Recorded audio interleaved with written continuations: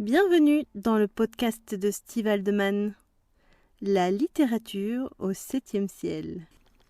Bonjour à toutes et à tous, j'espère que vous allez bien. Aujourd'hui, ce podcast est consacré au thème grossesse, sexualité et BDSM. Pour cela, j'ai interviewé Tala. À l'origine, je comptais faire plusieurs interviews pour traiter ce sujet afin d'apporter des points de vue différents, mais finalement, j'ai eu du mal à trouver des femmes qui veuillent bien parler de leur expérience. Comme ce sujet me tient à cœur, il est possible que je refasse d'autres podcasts sur ce thème. Donc si vous vous sentez concerné et que vous voulez en parler, n'hésitez pas à me contacter. Bonne écoute! Alors aujourd'hui, j'ai le plaisir d'enregistrer ma première interview sur le thème de la grossesse, sexualité et BDSM avec Tala. Bonjour Steve, Bonjour, bienvenue et merci d'avoir accepté mon invitation. avec grand plaisir. La première chose que je vais te demander, c'est de te présenter. Je me surnomme Tala. Je suis une femme de 49 ans, maman de 2 enfants. Je suis une femme active, j'ai un métier d'aide-soignante à la maternité, donc ça tombe bien, le sujet va va s'y prêter. Et à côté de ça, j'ai eu une vie, aussi, pendant une dizaine d'années, on va dire à peu près, sans pour autant y plonger complètement, sauf ces dernières années, dans le BDSM et en tant que soumise. D'accord, D'où le pseudo Tala, voilà, et d'où d'accord, l'anonymat. c'est normal. Alors donc, ce qui serait intéressant, c'est que tu nous parles de ta sexualité avant tes 2 grossesses et puis ensuite ce que ça a donné, ce qu'elles ont eu comme, impact sur, ta sexualité et puis éventuellement ensuite, s'il y a eu un rapport avec, ton, intérêt pour le BDSM. Alors, j'ai une sexualité, je sais pas si je peux dire normale, mais voilà, j'ai rencontré mon mari, j'avais 21 ans.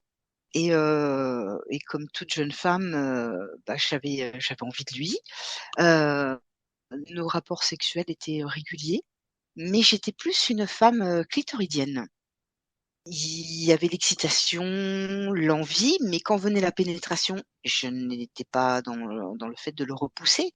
Je ne prenais pas le plaisir que j'ai pris, dans la suite des événements, dans la suite du temps. J'avais besoin, pour atteindre l'orgasme de me caresser clitoridiennement en même temps ou que mon clitoris soit tout à fait, sollicité. Donc je prenais plaisir parce que charnellement, c'est un moment, intense, intime, complice. Mais, comme beaucoup de femmes, je pense, pour en avoir côtoyé énormément, on a la chaleur et la complicité, mais on n'a pas cette puissance qui est dégagée par un rapport quand le corps, réagit autrement. Je suis tombée enceinte de mon premier enfant, j'avais 24 ans, j'ai accouché à 25 ans. J'ai une éducation qui est dans le respect, de l'autre et surtout je suis quelqu'un qui aime donner. J'aime prendre soin des gens. Je suis toujours alerte à leurs besoins, leur faire plaisir. Je ne m'oublie pas, je ne me force jamais à rien, mais j'aime faire plaisir et donc pendant ma première grossesse, j'avais pas forcément envie de pénétration, mais j'étais en couple et ça implique que je dois prendre soin aussi de mon époux et que je dois accéder à ses besoins. Hem, donc je prenais toujours le temps de faire attention à lui et donc nos rapports ont continué tout le long de ma grossesse. Les hormones, la poitrine qui gonfle, la sensibilité, je me souviens que mon corps commençait à être, éveillé. Le moindre effleurement d'un téton, d'un sein, de la peau n'avait plus le même effet qu'avant. C'est déjà un peu plus réveillé, même si la pénétration restait toujours un pas je veux dire la panacée. C'était pas le Hem, nirvana, quoi. voilà. Comme je dis, c'est un acte charnel. On est bien, on se sent bien, mais je ne ressentais pas le plaisir que je ressens depuis, en fait.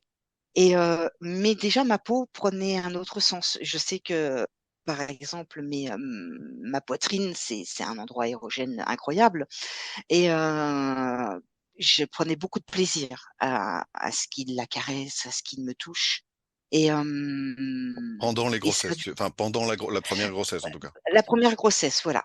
Quand Plus j'ai qu'avant, accouché tu veux de dire. plus qu'avant, j'étais beaucoup plus sensible et donc j'accédais à ce plaisir-là parce que même jusqu'au bout, alors pour mon premier enfant, je me souviens pas, j'ai pas un exemple concret comme pour le deuxième, mais je sais que j'ai eu des rapports réguliers.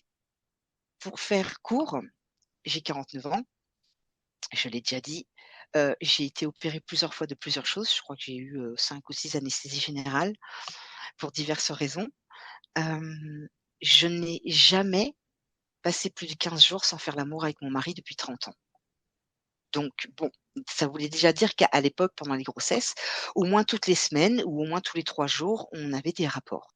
Quand ma fille est née, heu, j'ai eu des rapports alors, on a ces problèmes de saignement, hein, de la femme, et tout ça. J'ai eu un rapport dans les 10 jours. J'ai déjà eu un rapport dans les 10 jours. Beaucoup de femmes ne se laissent pas approcher et j'ai eu un accouchement naturel par voie basse et mon corps s'est réveillé. Je ne l'ai pas compris tout de suite. Je m'en suis questionnée bien plus tard, mais j'avais lu après que bon, internet est arrivé entre-temps, hein, mais j'avais commencé à lire que oui, les accouchements voix basse pouvaient, rendre exponentielle la libido des femmes, en fait et c'est ce qui est arrivé avec, ma première. En fait, j'ai commencé à avoir un appétit et en fait, un ressenti au niveau de la pénétration que je ne connaissais pas et avec ma deuxième grossesse, qui est arrivée 4 ans et demi Juste, après, donc j'ai excuse-moi, je voudrais juste te poser une question avant. C'est-à-dire qu'en fait, ta libido dans son entièreté s'est réveillée ou c'est surtout cette zone-là, la zone du vagin, qui s'est réveillée? ma libido dans son entièreté s'est réveillée. Heu, j'ai commencé à avoir des envies, que j que j'avais peut-être avant, mais que je n'explorais pas, mais de pénétration, en solo avec, des jouets et que je ne me suis autorisée qu'à acheter bien, bien plus tard, en étant Ouais. bien, bien adulte. Mais j'avais déjà des envies. En fait, il y a commencé à avoir une forme d'appétit à l'intérieur de moi, dans mes fantasmes, dans mes idées, et charnellement, en fait. Donc comme si je me réveillais, comme si mon corps se réveillait, en fait. Je ne saurais l'expliquer autrement. J'ai envie de te poser une question pour préciser ça, parce qu'on sent bien, enfin moi je sens bien en tout cas quand tu racontes ça, que c'est lié à la première grossesse. D'accord? Mmh. Mais la question que je me pose, c'est est-ce que c'est un réveil que tu dirais physique, lié aux hormones, lié aux modifications relativement brutales aussi pendant la grossesse, il y a quand même une quasi métamorphose du corps, en tout cas de l'appareil génital. Est-ce que tu penses que c'est uniquement physique ou est-ce que ça a été accompagné d'une évolution, psychologique qui t'a aussi donné envie d'en découvrir plus alors qu'avant c'était pas forcément le cas? Il y a plusieurs facteurs, en fait et tu as raison de le souligner.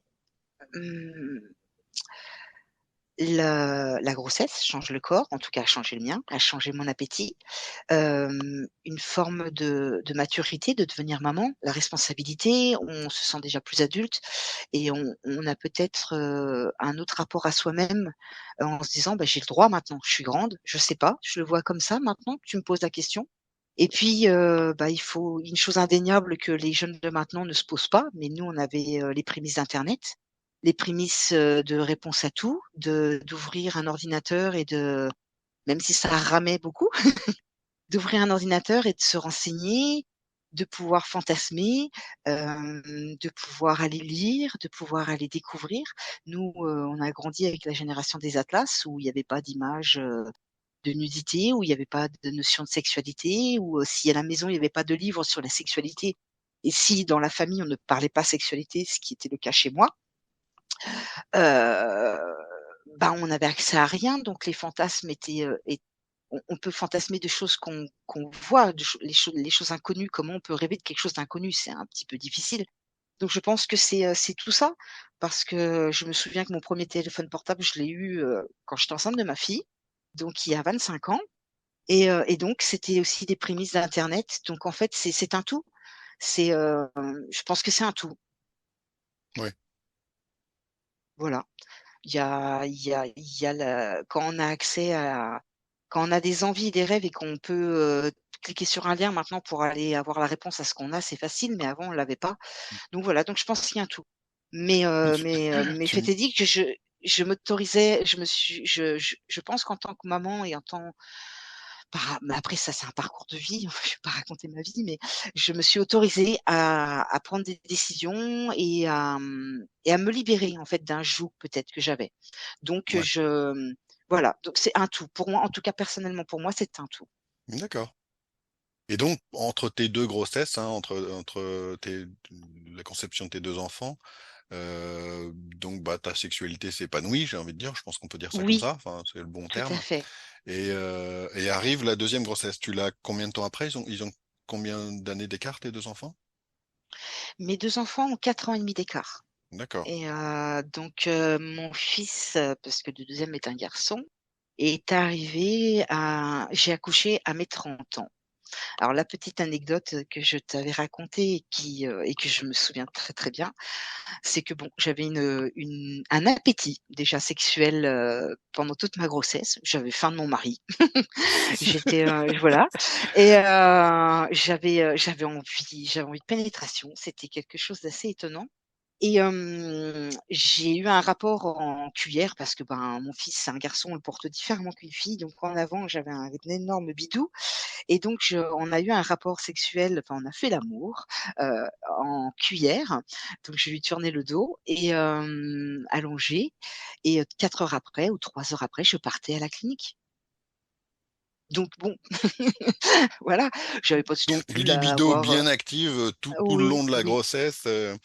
Et ce que tu nous oui. dis, c'est que tu l'as quasiment, enfin, votre dernier rapport avant l'accouchement l'a quasiment déclenché. Enfin, Mmh. en tout cas, c'est ce qu'on pourrait imaginer.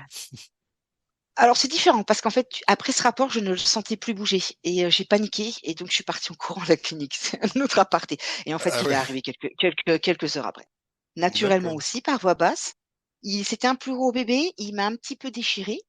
En fait, c'est pas il m'a pas déchirée, mais le médecin m'a ouvert. Je précise ça parce que beaucoup de femmes n'ont plus de sexualité à cause de ça après ou n'en veulent pas Alors, est-ce et que tu donc peux j'avais préciser ça? Je vais préciser une chose avant. mmh, Je peux peut-être donner l'impression à certains auditeurs que je pose des questions peut-être bateau.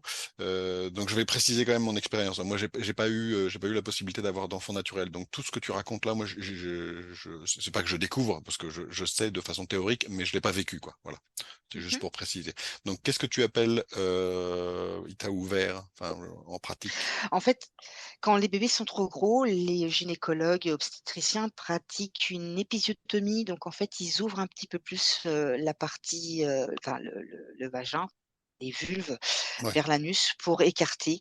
Et moi, il m'a ouvert un tout petit peu pour pas faire éclater une veine que j'avais à cet endroit-là. Et donc sur 1 centimètre, je crois, même pas. Oui, Et donc, en fait, après, ils referment avec des points. Donc il d'accord. faut savoir que ça met très, très longtemps à cicatriser, ça met des mois à cicatriser. Parce qu'en fait, on a un tiraillement, ça tire comme si ça allait se déchirer. Ouais. Ça ne m'a pas empêché d'avoir des rapports.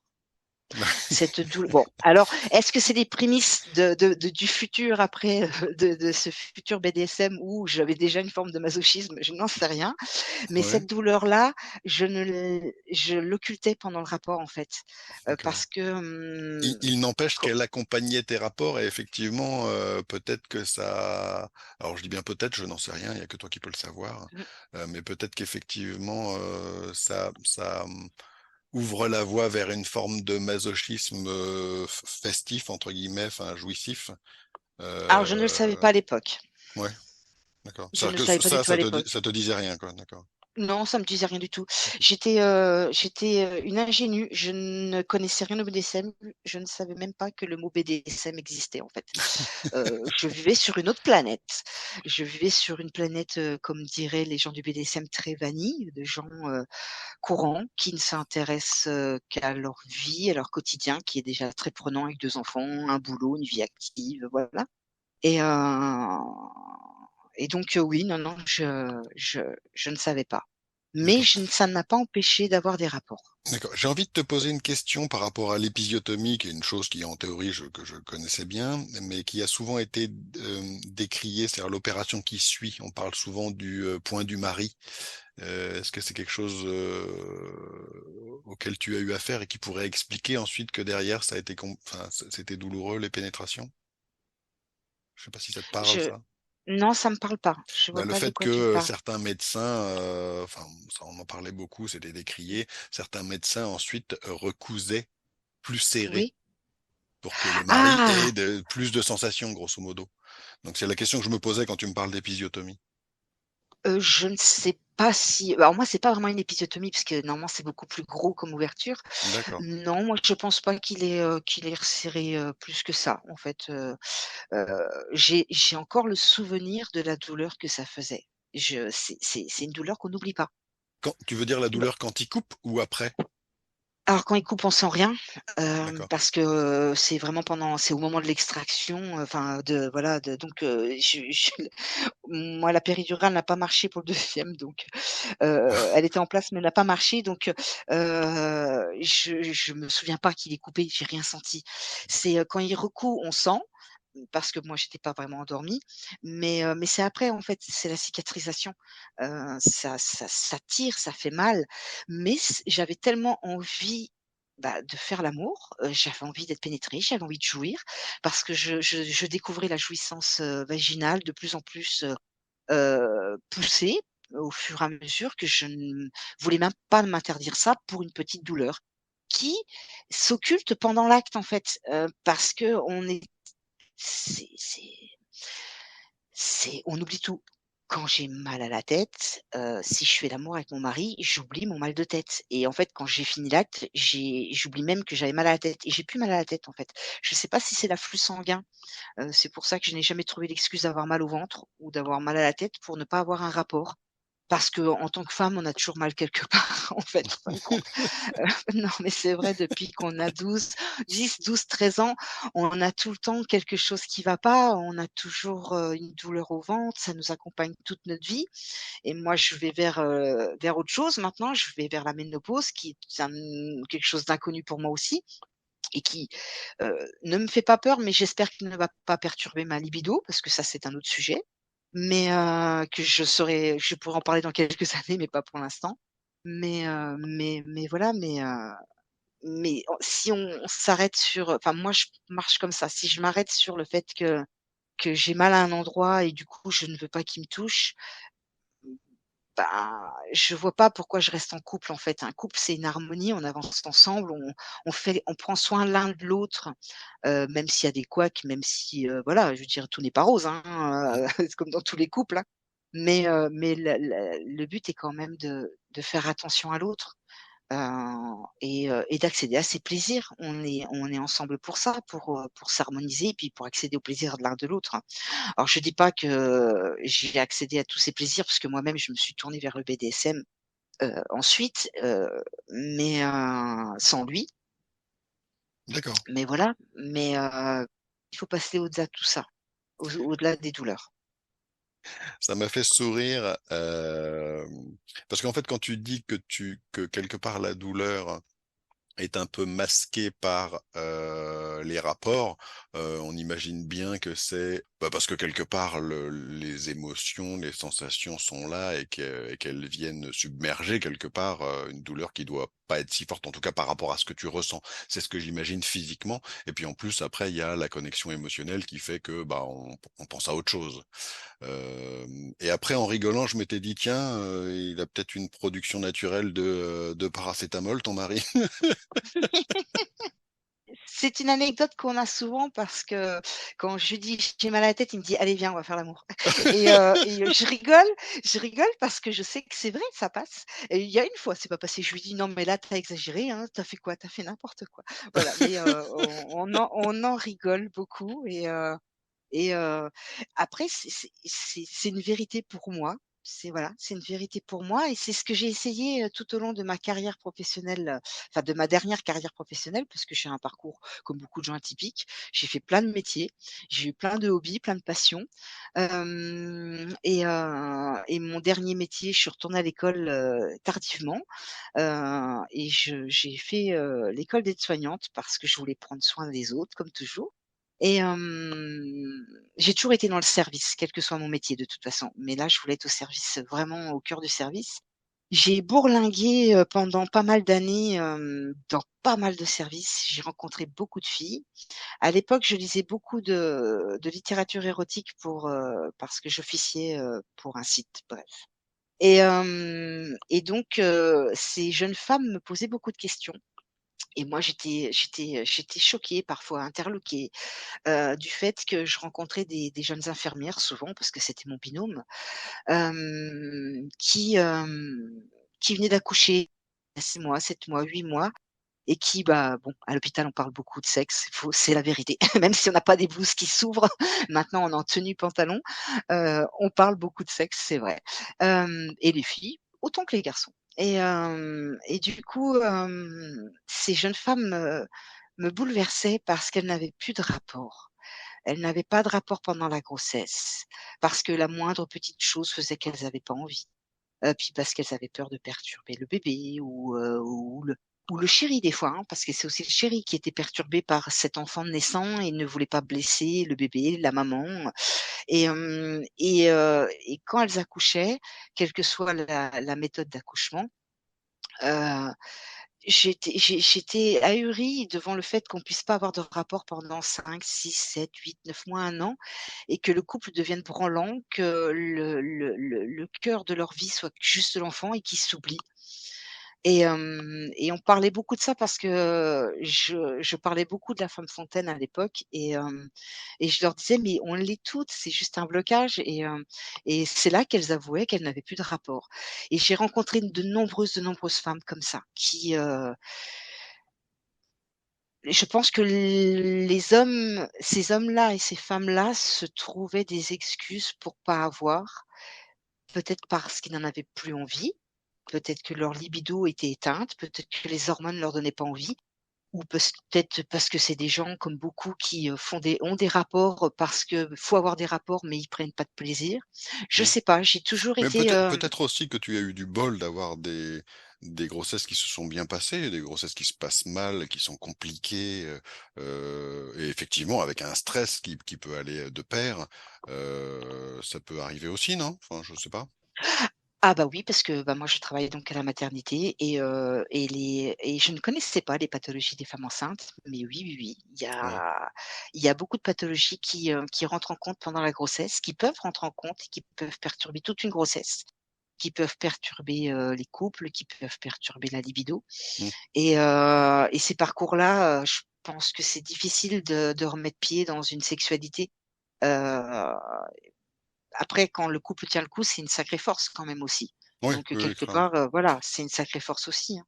Je voudrais revenir avec toi sur un détail pratique, que j'ai pas pu expérimenter évidemment puisque j'ai pas pu avoir d'enfant naturel, mais j'avais entendu dire, enfin, je réagis à ce que tu as dit tout à l'heure, c'est-à-dire que parfois les parents ont peur, en faisant l'amour, de venir perturber le fœtus, quoi, grosso modo, l'enfant à naître.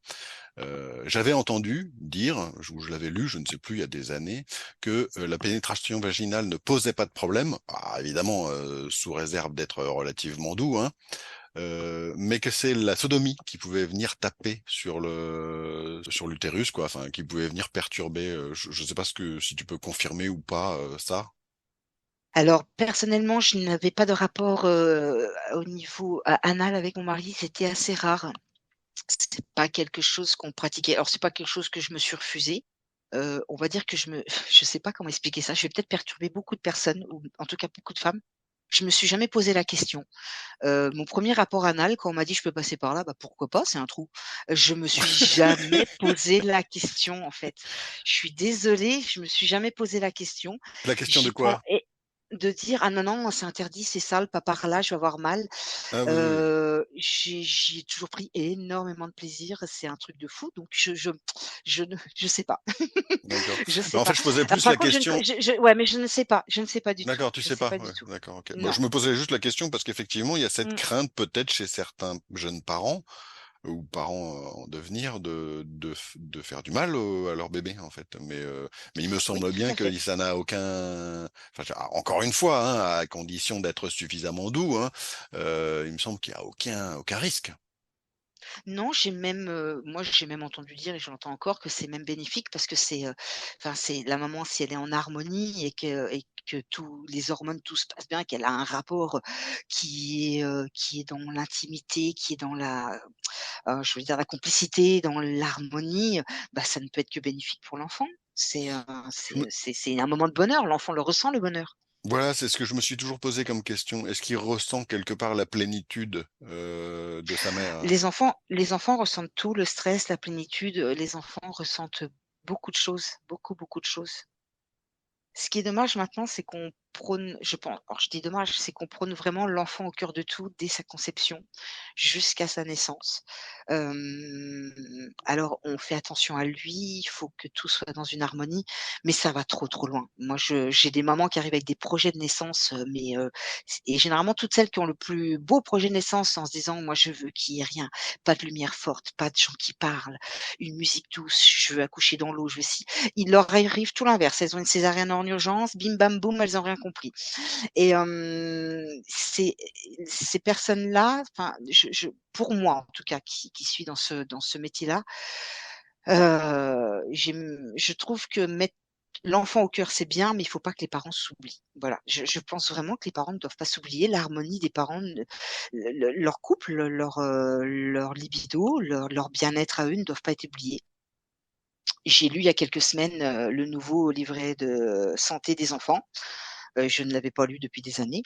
Le livret de I santé, c'est quoi? C'est, Le carnet de santé d'un bébé quand il naît, quand un enfant naît, on lui fait un carnet de santé comme nous. bah, comme tous les enfants, oui, Heu, enfin, de son voilà oui. et maintenant, dans les carnets de santé, ils sont très très imagés. Il y a beaucoup de phrases, il y a beaucoup d'aide aux parents, en fait et ils prônent, la présence de l'enfant dans la chambre en coco sommeil et Coco pas dans sommeil, le c'est quoi lit. ça, du coco Je sommeil? non, c'est pas je sais plus comment on dit.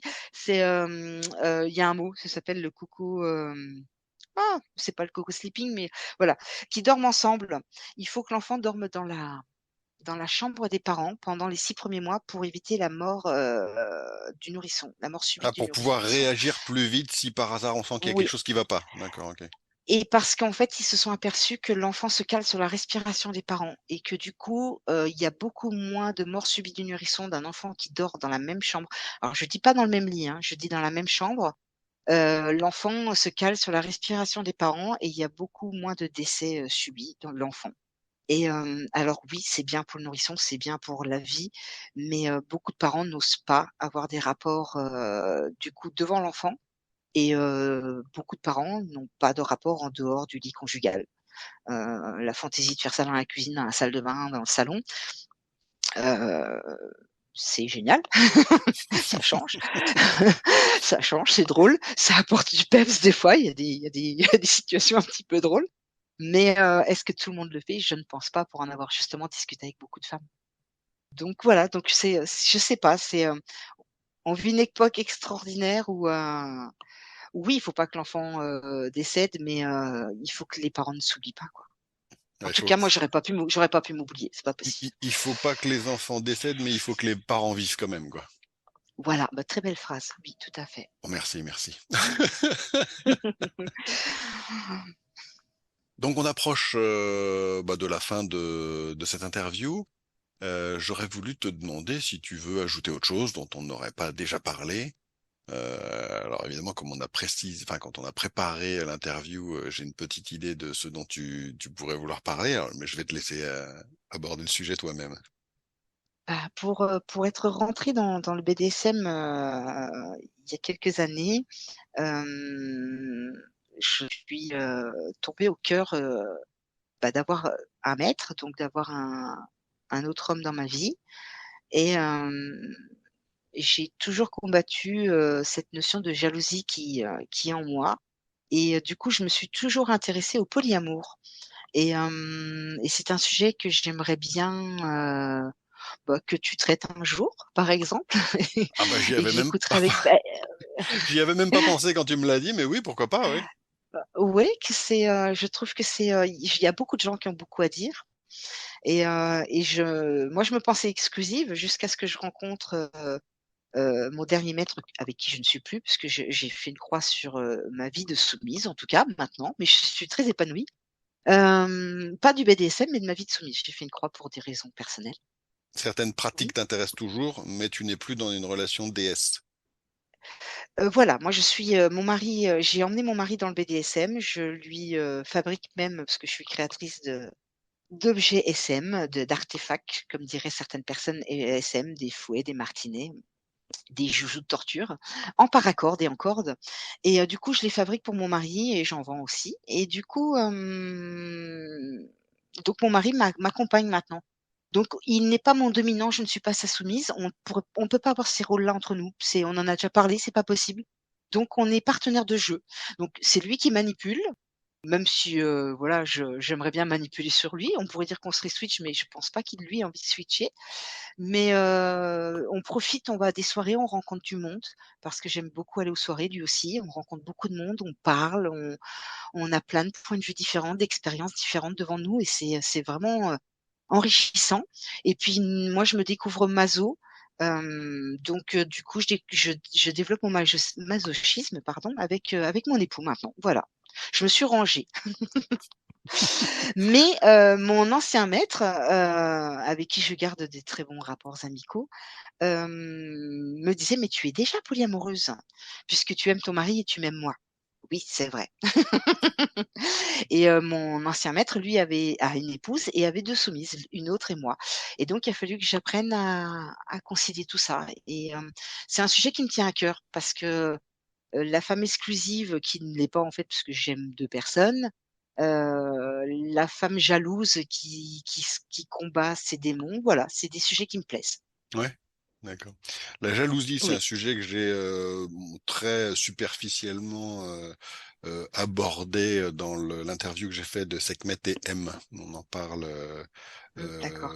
très peu, mais alors forcément, si tu veux que je traite ce sujet-là, j'ai envie de te dire et je vais te mettre à contribution, en tout cas, c'est l'envie que j'aurais, donc on en Je reparlera. pourrais, j'ai une expérience de 2 ans sur ça, oui, tout à fait. D'accord. Eh bah, super. Bah, on en reparlera en off. En tous les cas, alors je précise que je mettrai, les liens, vers ta boutique, les auditeurs pourront te contacter également. Tu m'as dit que tu voulais bien qu'ils puissent te Mmh mh. contacter via ton profil, Mmh. Facebook. Enfin, je mettrai un certain nombre de liens comme ça. Et D'accord. puis tu m'as dit, on l'a abordé très rapidement, que tu avais écrit aussi. On a parlé de Oui, ton intérêt pour, voilà, pour la littérature érotique. Il y aura un certain nombre de liens comme ça que les gens pourront aller voir sur l'article afférent à ce podcast sur mon site internet. En tous les cas, je voulais te remercier d'avoir accepté mon invitation encore une fois et d'avoir partagé ton expérience, avec les auditeurs. Merci beaucoup. bah, je te remercie, c'est une première et c'est un grand plaisir. Il est partagé. Vous pouvez découvrir les liens dont j'ai parlé dans l'article associé à ce podcast sur mon site internet stevehaldeman.com. stevehaldeman.com. Vous y trouverez également d'autres articles ainsi que les romans que Rose et moi avons écrits et ceux qui seront bientôt publiés. Je vous invite à vous informer sur notre double roman, ne serait-ce que parce qu'à ma connaissance, il n'existe pas d'autres histoires d'amour qui vous permettront d'être au cœur des émotions de chacune des 2 âmes sœurs. Je vous souhaite une excellente journée et à bientôt dans un prochain numéro.